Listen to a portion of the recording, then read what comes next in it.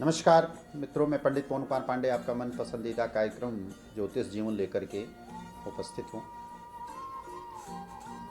कई भ्रांतियाँ इस संक्रांति को लेकर के उत्पन्न मन में हो रही हैं, क्योंकि इसी दिन एकादशी का भी शुभ संयोग भी बन रहा है और काफ़ी लंबे समय के बाद भी मकर संक्रांति के दिन एकादशी का भी पर्व पड़ रहा है। बहुत बड़ा संयोग है और हमको लगता है कि 11-12 सालों के बाद ही यह शुभ संयोग बनता हुआ दिखाई दे रहा है।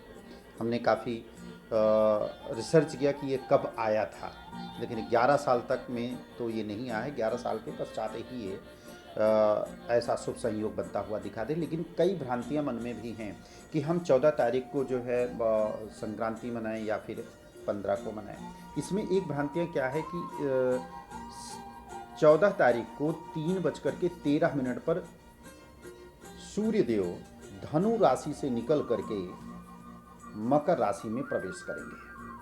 अब ये जो समय है संक्रांति का, इस समय हमें क्या करना चाहिए? इस समय हमें स्नान दान, बहुत लोगों के मन में है कि हमें दान कैसे करें, खिचड़ी का दान कैसे करें। चूँकि एकादशी है तो चावल भी हम दान नहीं कर सकते। बात हकीकत है। 14 जनवरी को ये मनाए जाने वाला मकर संक्रांति, वैसे ये पावन पर्व माना जाता है। इसको वैदिक पंचांग के अनुसार इस वर्ष मकर संक्रांति का पर्व जो है कि बुधवार 14 जनवरी को मनाया जाएगा। लेकिन ज्योतिष शास्त्र के अनुसार जब सूर्य धनु से निकल करके मकर राशि में प्रवेश करते हैं तब मकर संक्रांति का योग बनता है।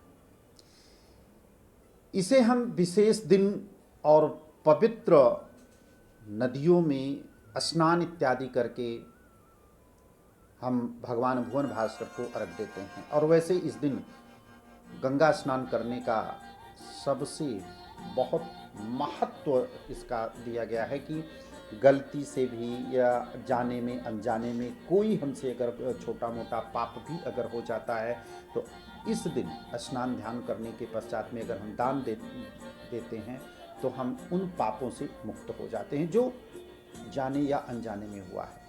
माना जाता है कि इस दिन स्नान करने से सूर्यदेव की उपासना भी जो है कि करने से जाने अनजाने में किया गया पाप जो है कि पूर्णतः नष्ट कर हो जाता है और व्यक्ति अपने आरोग्य जीवन का वरदान प्राप्त कर लेता है। तो मैं यही कहना चाहता हूं कि हमको 14 तारीख को मनाना चाहिए या फिर 15 को मनाना चाहिए। देखो, बनाना तो आपको 14 को ही करेगा। पूर्ण काल का या महापूर्ण काल का जो है ये सटीक समय है जो है कि मकर संक्रांति का अवसर पर जो है कि दान पुण्य जो है कि किया जाता है। ऐसे शुभ मुहूर्त का विशेष ध्यान रखना चाहिए, क्योंकि 14 जनवरी के पूर्ण काल में दोपहर 3:13 पर जो है कि शुरू हो जाएगा। शाम को 5:45 तक यह समय अवधि भी रहने वाली है। वहीं पर महापूर्ण काल का जो भी समय होगा 3:13 से शाम को 4:57 तक रहेगा। निर्धारित किया गया है कि इस समय पर अगर हम भगवान भुवन भास्कर की पूजा अगर करते हैं तो जिसकी कुंडली में सूर्य कमजोर होगा। देखिए, हम इसको अपने प्रोग्राम में ये भी लाएंगे कि सूर्य कैसे हम जाने कि सूर्य हमारा कमजोर है। सूर्य से हम क्या क्या चीजों को देख सकते हैं, और सूर्य अगर कुंडली में अगर प्रबल होगा तो निश्चित रूप से है कि वो अत्यधिक फलदायी होता है। वैसे आपने भी कभी इस चीज़ को सुना जरूर होगा कि अगर हमारी कुंडली में या किसी भी की कुंडली में अगर सूर्य और चंद्रमा अगर खराब हो तो पूरी कुंडली खराब हो जाती है। बट ऐसा नहीं है। लेकिन सूर्य का अपना एक अलग महत्व है। सूर्य कारक किसका है, ये बहुत लंबा प्रोसेस हो जाएगा। इस पे भी हम जो है कि चर्चा करेंगे। मकर और कुंभ राशि के जातकों के लिए यह सूर्य का परिवर्तन भाई किसी भी भाग्योदय से कम नहीं है। मकर और कुंभ राशि के स्वामी, जैसे आप भी जानते हैं कि शनिदेव हैं, इसलिए सूर्य का मकर राशि में गोचर करना इन दोनों राशियों के लिए जो है नया सवेरा लेकर के आने वाला है। मकर राशि के जातकों के लंबे समय से जो काम आपके रुके हुए थे वह कार्य आपके पूरा होने की संभावना पूर्ण रूप से यहाँ पर दिख रही है। लेकिन शनि के 7.5 के प्रभाव में तो आप वही हैं, तो शनि शनि शनिश्चराय, तो शनि का फल जो है हमेशा विलंब से होता है। तो थोड़ा सा रुक करके स्पीड गतियों से जो है कि आपको नहीं चलना है, जिससे कि इतने लंबे समय से जो कार्य आपका रुका हुआ पूरा तो होगा और जीवन में सुख और समृद्धि जो है कि आने वाली है। सूर्य का मकर राशि में प्रवेश करना संकटों से आपके मुक्ति पाने के लिए ही यह समय आपके लिए आया है। और आप छोटा सा उपाय कर लीजिए कि इस दिन आपको गंगा जल में काले तिल मिला करके भगवान शिव का अभिषेक करना आपके लिए लाभकारी रहने वाला है। तो कुंभ राशि के जातकों के लिए यह समय कष्टों से मुक्ति और मंगलकारी परिणाम वाला सिद्ध होगा। अगर हम बात करें और राशियों के लिए, जैसे तुला राशि भी है, वृषभ राशि भी है, इन लोगों के लिए भी जो काफ़ी लंबे समय से कार्य आपका रुका हुआ है, तो इस संक्रांति के बाद में, क्योंकि ऐसा योग बन करके आ रहा है आपके लिए कि आप शायद ये बहुत लंबे समय के पश्चात जो है कि ये समय हमको देखने को मिल रहा है, जो कि 14 तारीख को है। संक्रांति बदलते ही जैसे सूर्य मकर राशि में प्रवेश करेगा, उसी समय उसी क्षण आप खुद देखिएगा कि क्या स्थिति जो है कि यहाँ पर बनती हुई दिखाई, और जीवन में चाहे जितना भी मुश्किल से मुश्किल काम आपका आसान होता हुआ नजर आएगा। सूर्य का मकर राशि में प्रवेश होना, और ऑलरेडी पहले क्योंकि कई ग्रहों का भी परिवर्तन होगा। 17 तारीख को बुध भी वहाँ पर राशि परिवर्तन करेगा, मंगल भी प्रवेश करेगा। तो कहीं ना कहीं जब यह सब राशियाँ परिवर्तन करेंगे, त्रिग्रही योग भी बनेगा, लक्ष्मी नारायण योग बनेंगे, तो इसका रिस्पॉन्स कहाँ से मिलेगा? यहीं से मिलना जो है कि प्रारंभ हो जाएगा। अब प्रश्न इस चीज़ के लिए भी आता है कि हमें 15 तारीख को मनाना चाहिए या 14 को मनाना चाहिए। देखो, इस दिन भी आप जो हैं स्नान इत्यादि 3:13 के बाद में आप स्नान दान इत्यादि आप कर सकते हैं, परंतु चावल या खिचड़ी इत्यादि जो है कि दान नहीं कर सकते हैं आप। इसलिए आपको 15 तारीख के शुभ मुहूर्त में, ब्रह्म मुहूर्त में आपको स्नान करने के पश्चात आपको सूर्य देव को अर्घ्य दें। सभी राशियों के लिए मैं बताना चाहूँ, जिसका सूर्य कमजोर होगा, जिसकी कुंडली में सूर्य कमजोर होगा, जिनकी कुंडली में सूर्य की महादशा या अंतरदशा चल रही है, जिसकी कुंडली में दशा जो विस्तृतीय दशा है वो राहु की महादशा में सूर्य का अंतरदशा के प्रभाव में चल रहे हैं, तो ऐसे लोगों के लिए दान क्या करना चाहिए? गुड़ दान कर सकते हैं आप, गेहूं दान कर सकते हैं। जिनकी कुंडली में सूर्य बेहद कमजोर है, उनको दलिया का सेवन करना चाहिए। दान में गर्म कपड़े इत्यादि दान करें, चावल खिचड़ी आप दान कर सकते हैं, गुड़ तिल आप दान कर सकते हैं। तो इतना दान करें, और आदित्य हृदय स्तोत्र का पाठ करना अनिवार्य है। तो इस दिन का जो समय होगा 14 तारीख के लिए, तो इस प्रकार से 14 तारीख से मेष राशि से लेकर के मीन राशि पर्यंत तक सभी को यह उपाय करना चाहिए। लेकिन कुछ राशियां विशेष हैं, जैसे कि मेष राशि की अगर हम बात करें, या फिर हम वृषभ राशि की अगर हम बात करें, अथवा हम मकर और कुंभ की अगर हम बात करें, तो ये राशियां वाकई में सूर्य के राशि परिवर्तन करने के पश्चात में भाग्यशाली होंगे। इनके हर प्रकार के, चाहे पैतृक संपत्ति को लेकर के हो, या चाहे प्रॉपर्टी को लेकर के हो, या चाहे सुख सुविधा के साधन हो, गाड़ी है, प्रॉपर्टी है, मकान है, गाड़ी है, हाँ, लेकिन कुछ जगहों पर इन्वेस्टमेंट करना भी नुकसान हो जाएगा। जैसे मिथुन राशि के लिए नुकसान होगा आपके लिए, सिंह राशि के लिए है, थोड़ा सा दिक्कत करेगा, कैरियर में उठापटक जो है कि करने वाली बात है। और कन्या राशि वालों के लिए भी मैं बताना चाहूँगा कि अपने स्वास्थ्य पर आपको विशेष ध्यान देना होगा। पुराना रोग आपको कोई परेशान कर सकता है, मौसमी बीमारी के कारण से आपको परेशानियां कर सकती हैं, लेकिन सबका उपाय यही है कि गंगा स्नान आपको करना चाहिए। अगर आसपास संभव है तो अवश्य करें, अगर नहीं है तो अपने घर में ही थोड़ा सा गंगा जल डाल करके, लेकिन ब्रह्म मुहूर्त में, जिनको स्किन से संबंधित किसी भी प्रकार की प्रॉब्लम है उनके लिए विशेष यह उपाय मैं कहना चाहूँगा, चाहे आप किसी भी राशि के जातक क्यों ना हो, आपको गंगा जल मिश्रित करके स्नान करना चाहिए। सूर्य निकलने से पहले आपका स्नान होना चाहिए और अपने घर में राम दरबार की तस्वीर के समक्ष एक घी का दीपक प्रज्वलित करें और प्रज्वलित करने के पश्चात में आप श्री राम जय जय राम मंत्र का जाप करें और कम से कम एक माला आप करिए। और करने के पश्चात में आप जब वहाँ से उठेंगे तो अगर गाय कहीं आसपास मिलते तो उसको कुछ ना कुछ अपने हाथ से दें, या हरा चारा वैसे भी दिया जाता है। तुलसी के पौधे पर आपको जल डालना है। तो ये सब प्रक्रिया आपको तो स्किन से संबंधित जो भी प्रॉब्लम्स है वो चीज़ें जो है कि खत्म हो जाएगी।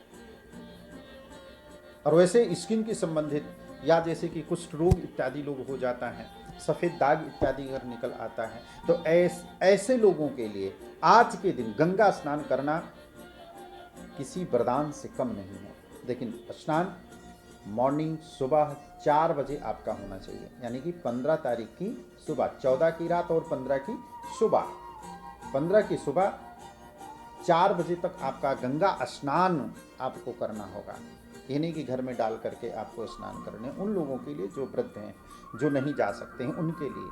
लेकिन जो जा सकते हैं, आसपास अगर हैं, तो वह लोग, और जिनको स्किन से संबंधित अगर कोई प्रॉब्लम है तो ये उपाय को अगर आप करिए और वहीं पर गंगा जी के घाट पर या गंगा जी के आसपास ही कहीं सुरक्षित जगह पर बैठ करके आप श्री राम जय राम मंत्र का जाप आप जितना आपसे हो गई, जितना टाइम आप लगा सकते हो ज़्यादा से ज़्यादा, उतना ही आपके लिए बेहतर होगा। और जब जाप आप ख़त्म कर लें तो गरीबों को वस्त्र इत्यादि आपको दान करना चाहिए, खिचड़ी चावल इत्यादि आपको दान करना चाहिए। और ऐसे पावन पर्व पर देखिए आप, ये बड़ी बड़ी नदियों में, जैसे तीर्थ स्थान जो भी हैं, प्रयागराज है, हरिद्वार है, ऋषिकेश है, तो मतलब आप खुद देखिए कि ऐसे ऐसी जगह पे कितनी भीड़ें होंगी। पुण्य की प्राप्ति के लिए ही तो इतनी भीड़ है भाई, किस चीज़ के लिए भीड़ है? हमारा सनातन धर्म पहले था, आज भी है और आगे भी रहने वाला है। इसको कोई नष्ट नहीं कर सकता है। अगर प्रयास भी अगर किया जाए तब भी नहीं हो सकता है। तो इसलिए प्रयास करना भी कहीं ना कहीं मूर्खता में ही गिनती होगी। तो कभी ऐसे कुछ लोग जो हैं कि इस धर्म को खराब करना चाहते हैं, मतभेद पैदा करना चाहते हैं, तो उनकी ये सोची समझी साजिश जो है कि कभी काम नहीं आने वाली है। ना पहले काम आई थी, ना अब काम आएगी, ना भविष्य में कभी काम आने वाली है। बात करते हैं हम कि अपने जिनकी कुंडली में सूर्य की कमजोरी होगी या वीक होगा, दशा चल रही है। अच्छा, वैसे भी मैं बताना चाहूँगा कि जैसे कि अब मान लीजिए एक चीज़ें, बहुत क्वेश्चन भी आते हैं हमारे समक्ष कि आचार्य जी मुझे शादी भी करना है, शादी फिक्स हो जाती है पर टूट जाता है, या संयोग ही नहीं बन रहा है कि हम रिश्ता को फिक्स कर लें। लेकिन आपने कभी ध्यान दिया कि आपकी जन्म पत्रिका में, इसका लाभ भी मैं बताऊंगा आपको, आपकी जन्म कुंडली में किन परिस्थितियों के होने के बाद ये स्थिति उत्पन्न हो रही है कि रिश्ता टूट जा रहा है? सबसे बड़ा कारण आप देखिए कि आपकी विस्तृतीय दशा पर सूर्य का प्रभाव तो नहीं है, सूर्य की महादशा तो नहीं चली है, सूर्य का अंतरदशा नहीं चली है। अगर चल रही है तो थोड़ा टाइम आपको रुकना चाहिए, पहला कारण। दूसरा कारण कि आपकी जन्म पत्रिका में अग्नि और वायु तत्व आपस में संबंध नहीं बना रहे, चाहे दृष्टि संबंध हो या युति संबंध हो। ऐसा भी अगर होगा तब भी तलाक होगा, या तलाक के जैसा जीवन यापन करना पड़ेगा, या फिर रिश्ता नहीं फिक्स होगा। ये तीनों चीजें हैं। लेकिन इन तीनों चीजों का एक उपाय, आज देखो, कुछ संयोग बड़े मुश्किल से मिलते हैं हमको, कुछ पर्व ऐसे मिलते हैं, कुछ समय वक्त मिलता है कि जो कि आता हर साल है, लेकिन वहां तक आप पहुंच नहीं पाते हैं। भाग्यवान लोग ही पहुंच पाते हैं। ऐसे में एक प्रैक्टिकली बात मैं बता रहा हूं। जब 2014 में महाकुंभ हुआ था तो एक आचार्य जी थे हमारे, उन्होंने कहा कि आप आइए और मौनी अमावस्या के दिन ही वो होगा, वो उपाय किया जाएगा। और कहाँ पर किया जाएगा? प्रयाग में। और किस जगह पे किया जाएगा? त्रिवेणी में, त्रिवेणी के घाट पर ही किया जाएगा। और यह प्रमाण मैं आपको दिखाऊंगा कि हाँ, यह कितना सत्य होता है। आप बिलीव नहीं मानेंगे। हम तो गए वहाँ पर और इतनी भीड़ थी कि 12 किलोमीटर तक पैदल जाना पड़ा, तब हम उस जगह पर पहुँचे। और जो भी अनुष्ठान था हम लोगों ने किया, आचार्य जी ने भी किया, हमारे गुरुदेव जी ने भी किया, उसको सारी चीज़ें सारी चीज़ें की गई। आप बिलीव नहीं मानेंगे, विद इन 6 मंथ के अंदर में वो खुशखबरी मिली सभी लोगों को, जितने लोग भी थे।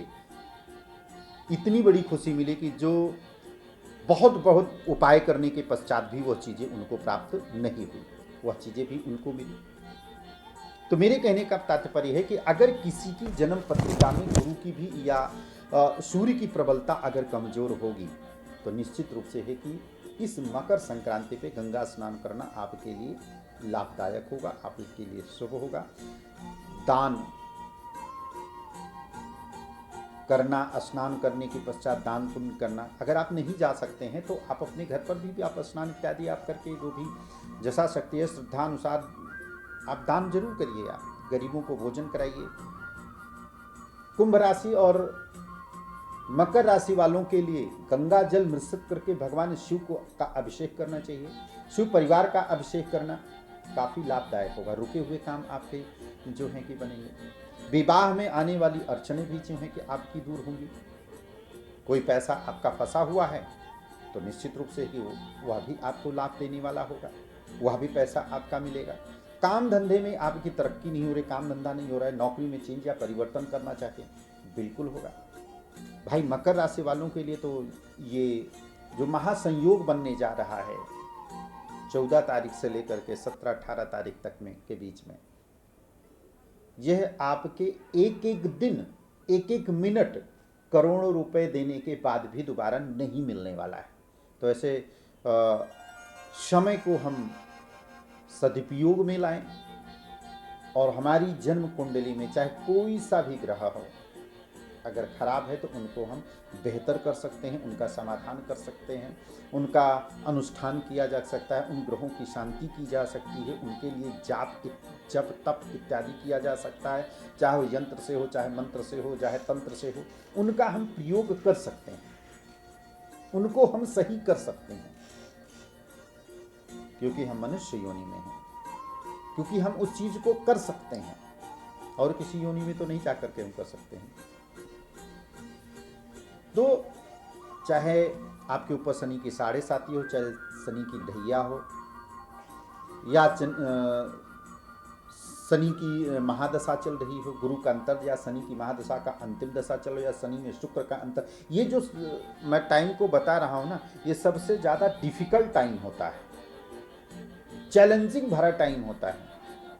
काम नहीं बनता इसमें, आपकी बात को कोई मानता नहीं है, आप कहना जो चाहते हो सामने वाला उस चीज़ को समझने के लिए राजी नहीं है।